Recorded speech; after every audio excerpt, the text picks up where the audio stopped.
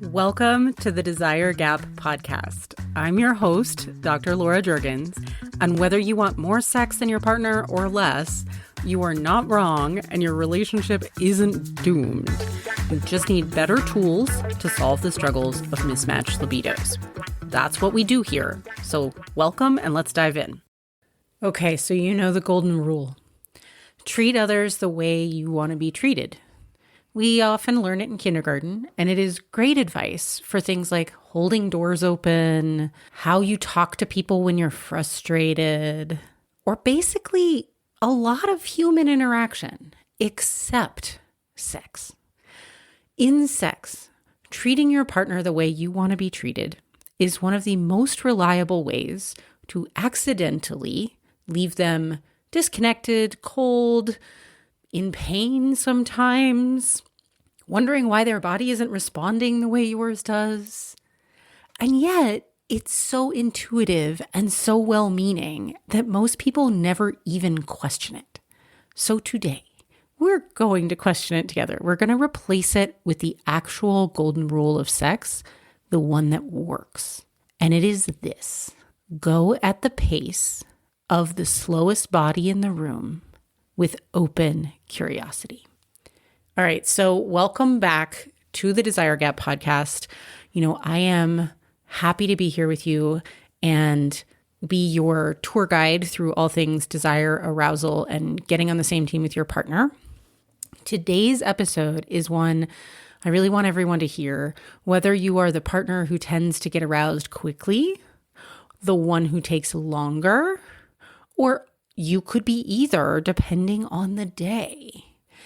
Because this principle changes how you approach everything about physical intimacy, and once you get it, you can't unget it. So I think it's just really foundational, and unfortunately a lot of advice out there in the internet sphere skips this.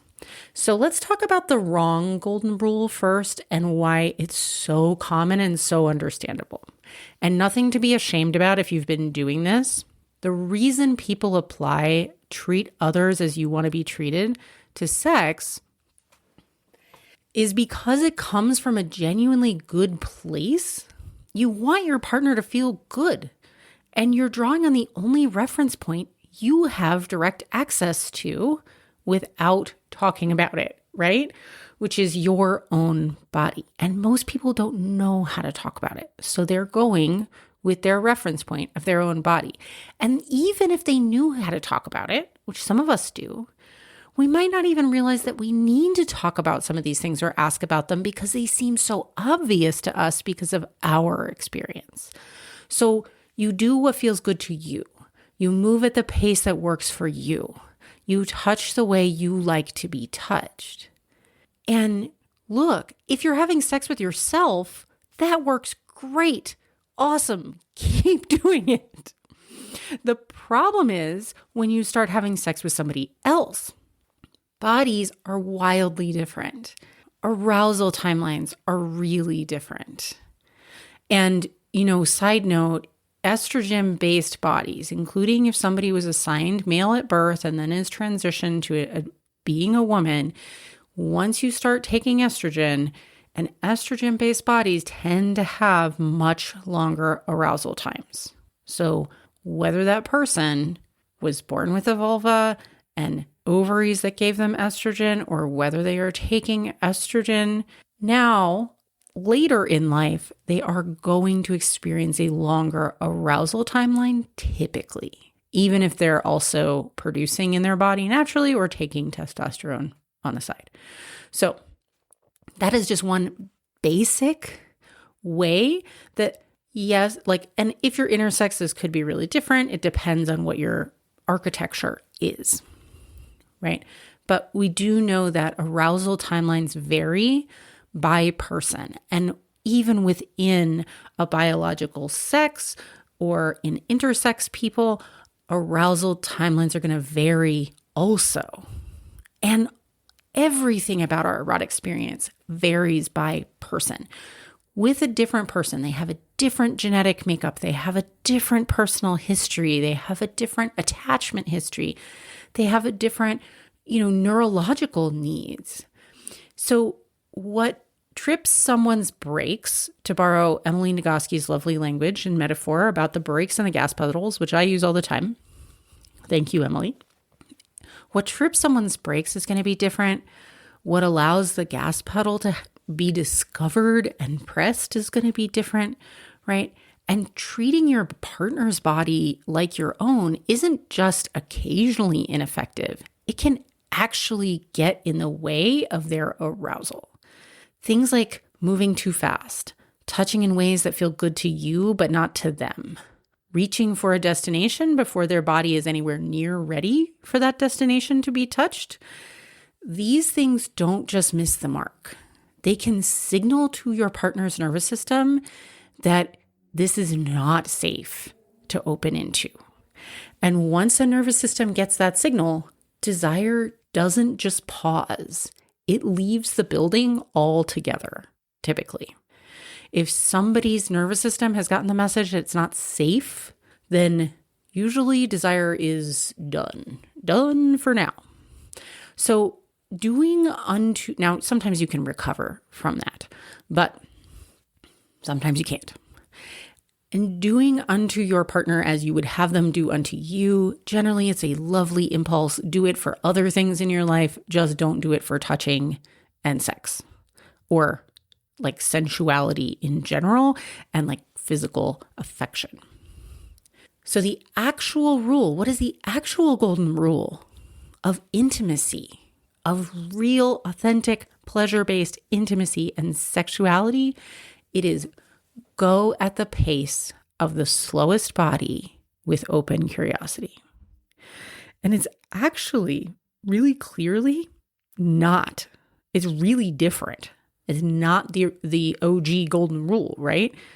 Because that open curiosity, that assumes I don't know what this person might be into in this moment, even if I knew what they were into yesterday, right?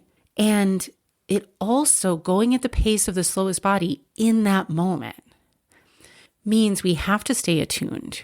We have to stay communicative. We have to be open to pivoting and doing something different. So this is not the body that's ready first, not the body that's most visibly aroused, the one that needs more time, the one that even might need more time to notice if and when they get aroused, the one that needs more safety and more slow. So this is important too. This is a side note. The slowest body isn't always the lower desire partner. Sometimes the higher desire partner is the one who actually takes longer to reach peak arousal. And this isn't really about who wants sex more or less. It is common for people who are not getting their pace needs met to start having a dive in their libido. So those things are not mutually exclusive. There is like a Venn diagram there with a bunch of overlap, but it's not specifically about who wants sex more or less, especially in the sort of like beginning of a sexual journey. It's about whose body opens more slowly on any given day in any given encounter. And that body sets the pace. And here's what it does, this principle, when you actually follow it. It takes the pressure off everyone. This more slowly arousing partner stops feeling like they're failing to keep up and that there's something wrong with them for not being ready to do whatever their partner wants when their partner wants it. And the faster arousing partner stops feeling rejected or confused by their partner not being quote unquote ready, because you stop imagining that they're supposed to be ready at your pace. And you stop taking it personally and start realizing that it's actually just their body takes more time, and that can be wonderful. And so you stop working against each other's nervous systems and start working with them. Nobody's working against the sense of safety, right? And pushing a pace too fast is one of the fastest ways to make a body feel unsafe, okay? So it's also, and this is a part that nobody really talks about, but I think is super important. This also opens the door to discovering what your partner's genuine peak arousal actually looks and feels like, or yours. You may not know at all. And to be honest, most couples never get there. And the ones who do often don't get there until their 50s, 60s, or beyond. Not because it's unavailable, but because they never slowed down enough to find it. And your best likelihood of slowing down to find it is when you start getting a little older and deciding that it's worth the time and space, and your body starts actually requiring that because you don't have those spontaneous desire or hormones just like raging through you, making you accept crappy sex or overly speedy sex, which is often good for one person and not good for the other. So this is actually why many sex experts actually think that the peak sexuality for people of all genders actually happens much later in life than most people assume. Okay, so let's think about this. I want to give you another section, another topic section here. What does this ask of the more quickly aroused partner? Because I think we want to be really honest about what this requires. It's not nothing. If you're the partner whose body gets aroused faster, and this is often many men, especially earlier in life men. Typically, later in life men, it can be different. And sometimes that makes people freak out and think that they're broken. They're not broken. They're just changing. And it can be lovely. But whoever you are, whatever your gender identity, and if you're the person who gets aroused faster, slowing down to match your partner's pace can initially feel frustrating. And I say initially for good reason. It also has to do with your expectations, and your mindset about this massively determines your experience. Initially, or if you haven't done any work to shift your default thinking about this, it can feel like you're putting your own arousal on hold or managing yourself and kind of waiting. And if you've been operating from the wrong golden rule, if you've been touching your partner the way you want to be touched, moving at your own pace, and your partner has been quietly tolerating that rather than genuinely letting you know that's not working for them, this shift might feel like giving something up. It's giving up that rushing dynamic and rushing past the pace of your partner. And it is going to be giving up some things, but I'm going to offer you a reframe on this. And I think it's really powerful and empowering for faster arousing partners. And ultimately what I see is that they wind up loving this experience. And so I want to offer you how to get from frustration to absolute cat in the cream, like you are thrilled about slowing down to your partner's pace. So one thing to think about is think about the difference between, shoving a drive-through burrito in your face, fast, functional, fine, okay, and a 5-course meal at a Michelin star restaurant. It's slow. Each course builds on the last. There's real flavor. You're just getting, you start with like an amuse-bouche and like a tiny little appetizer, and they're flavor bombs and they feel amazing. And it's a whole experience, right? Even being there, it feels like this whole experience that you just get to take in the sensual delights slowly and just like, it's so much fun.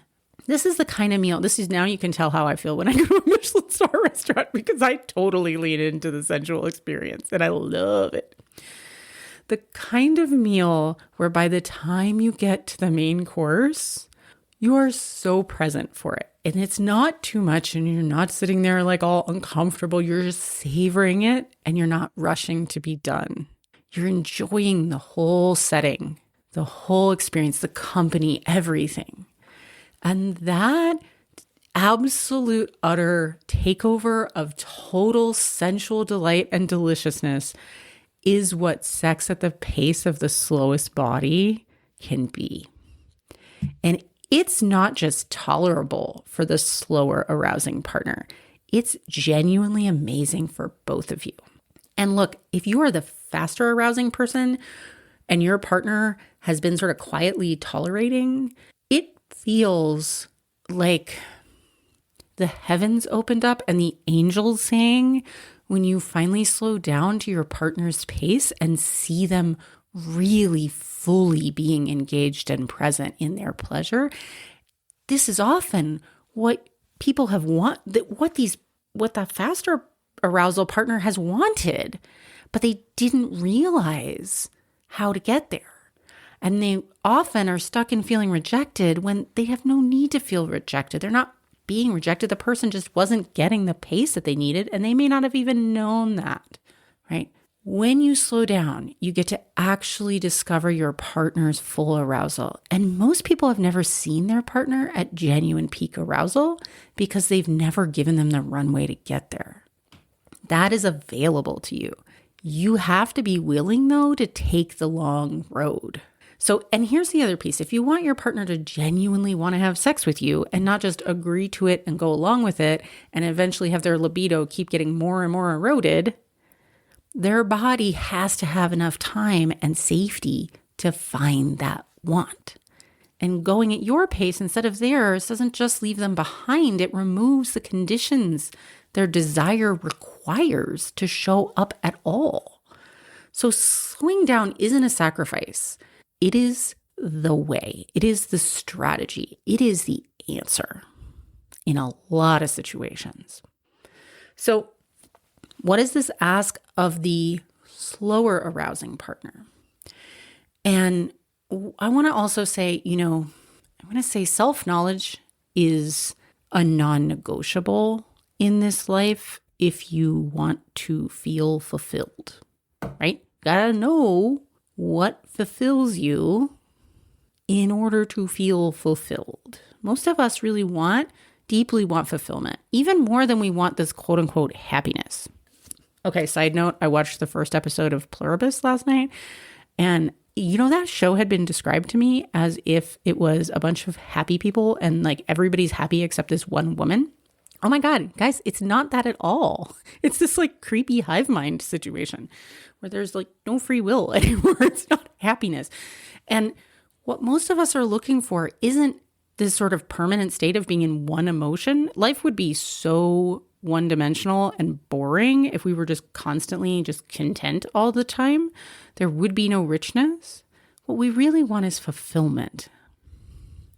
And we need to know something about ourselves in order to be able to fulfill ourselves. So the slower arousing partner, this does put something on you to slow down. And I think it's a really interesting part of this conversation. Going at the pace of the slowest body only works if the slowest body is willing to tune in to its pace. And a lot of people, particularly people with vulvas, though not exclusively, have never actually explored that. They know vaguely that they take longer. They, in many instances, are telling themselves that something somehow bad or wrong. That is, by the way, largely, I think, a direct result of patriarchy and our porn-obsessed culture that gives us no sex education, let alone any information about women's actual arousal. And then everybody's watching porn thinking or like movies thinking that that's how it's supposed to go. We're supposed to just magically come in 2.5 seconds when somebody throws up against a really uncomfortable piece of furniture. No. That is not how real women work. Real women take a while. It's good. It's great. It's being at the Michelin star restaurant. It means that we get to eat for a lot longer and we really enjoy it. Yay. It's awesome. Got to stop feeling guilty about that shit. But if you are, this also happens to men later in life, not exploring what your body's pacing actually is not helping you, right? And shaming it is definitely not helping. There's no point. There's no reason to feel shame. It's very normal to take a while to be aroused. In fact, the average woman takes about 30 to 45 minutes of really like suitable to her foreplay to even be close to ready for any sort of insertion into a vulva if she likes those things. Now, the average sex in the US is like 5 to 15 minutes.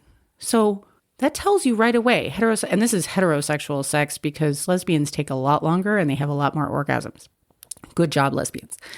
What this tells you is that millions and millions and millions, like hundreds of millions of people are having sex before women are actually aroused. Way before. And then we wonder why we have a lot of women with low libidos. Gee, that is not that surprising to me. So this pacing thing, this topic we're talking about today, this is a big fucking deal. I really, really want to help you understand the golden rule and why none of it's your fault. This is just like how the culture has been structured and it's wrong. So you get to clean this out of your relationship, clean this out of your personal approach to sexuality, and give yourself a new blueprint, right? And part of this is learning what feels good at what pace to you and starting to really understand how your body responds when it's aroused and what peak arousal looks like for you. Know what those little are for you. Know what the little breadcrumbs of yes are. Knowing the like full body, full arousal. Knowing what it's like to have all of your erogenous zones in your whole body really just feel like alive and sparkly because it's all been touched exactly the way you wanted it to be, or because you've gotten that kind of energy from your partner that you really craved and needed, right? Exploring how aroused you can actually get before orgasm, what edging feels like, which is like coming close to orgasm but not actually orgasming, right? Whether you're someone who can have multiple orgasms or whatever or not, that's also okay. But what happens to your arousal over time? What kind of pace does your body tend to like? And does it vary based on your stimulation that day or your stress level or what time of month it is, whatever, whether it's morning or evening, that can be a big difference. All of this is worth getting curious about. And if you don't know, it's not a personal failing, right? It's a gap in education and it's why I do what I do. And it also is permission that most people were never given to actually take the time their body takes. What benefit is it? And why should it be any faster than it actually is? Your body is not wrong. Your body is not something to be fixed. Your body is something to be cared for and listened to. And then it will usually reward you with some yummy feelings. Yay. Okay, so here's my prescription. Lots of self-pleasure practice. If you are a slower arousal partner, not a rush to orgasm with your self-pleasure practice. Not a performance. Genuine curiosity and exploration. Get in touch with your body, your whole body. Get in touch with your genitals. Notice what you like. Notice the pace that you like it. Try backing off and building up again. Really pay attention. If you are a person with a vulva and you do want some sort of insertion or think you might want some sort of insertion into your vagina, really pay attention to at what point your body is saying yes now versus meh, right? We don't want to do it when there's a meh. That's what leads to lower libido. We want to do it when there's a hell yes right now, okay? And that is closer to peak arousal. It might not even be your peak arousal. So you can't give your partner a roadmap to your arousal if you don't have the map yourself, right? And if your partner is actually trying to follow the real golden rule about sex, they want that map. They want to know. So give yourself some time and some privacy and permission to find it first. And if you need to tell your partner that you are going on an exploration journey to understand your own arousal better so you can communicate it to them, oh my God, what a gift. I have literally said this to my partner before. And you know what? When you say it that way, it's a gift. You're like, I'm going to hang this little tie on my door because I am engaged in a very important project that will benefit you eventually and will certainly benefit me for today. Okay, so a note on your relationship with your own body. And I want to pause here and say something I don't say lightly. I've been here myself. If the idea of exploring your own genitals with genuine warmth and curiosity feels hard, if there's a voice somewhere in you that says your body isn't quite right, your genitals aren't lovely, or your arousal is too slow or too complicated or too much, or you're gross in some sort of way, it's really important to not just ignore that. It matters a lot. You can't give your body the care and patience it deserves if you haven't made peace with it. And a lot of people, particularly people who grew up receiving messages that their sexuality was wrong or shameful, or that they weren't allowed to be the gender that they identify with, a lot of these people are women or trans people. We have been groomed to think that our sexuality is dangerous, wrong, something to be hidden, or that there's something wrong with our genitals. Many of us have accidentally inherited, therefore, a subconscious relationship with our own genitalia that is somewhere between neutral and hostile. And if that's you, I want to say this is workable and it's healable. It is not a life sentence. You can decide to do that healing on your own. And if you do, I want you to actually decide to and make a real plan, not just like a vague intention. I have done this work myself. The first time I was sexually harassed was when I was 5 years old. And then basically middle school I was moved around schools a lot. And so I was always the new kid. And apparently when I grew up, the big way to bully and harass new kids, and I hope it's not the same now, but I bet there's a lot of it still like this because it just gets passed down, was to say horrible things about girls' genitalia all the time and like make you feel like you're somehow disgusting for having a pussy. And that started really early for me and just kept going through my entire school years. And then I had a bunch of bad sexual trauma. And then I basically tried to forget about it for decades. And what happened was I wind up, I'm in my, I'm a professional, I'm a professor, I'm a really big feminist. I feel, I'm a woman in science, I'm doing all this stuff. And I realized that I hated my vulva. I thought it was gross. And this was also challenging being a bisexual person because when I would get together with women, I was kind of afraid of their genitals. I was really into women and I really liked the rest of their bodies, but I was really afraid of their genitals because I was afraid of mine. And I'm not proud of any of this, I will tell you, but I realized that the shame of admitting it was more liberating than carrying it around, the heaviness of carrying it around all the time.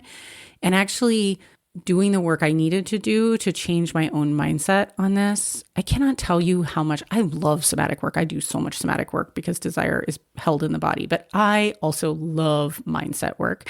And it is so empowering and so important.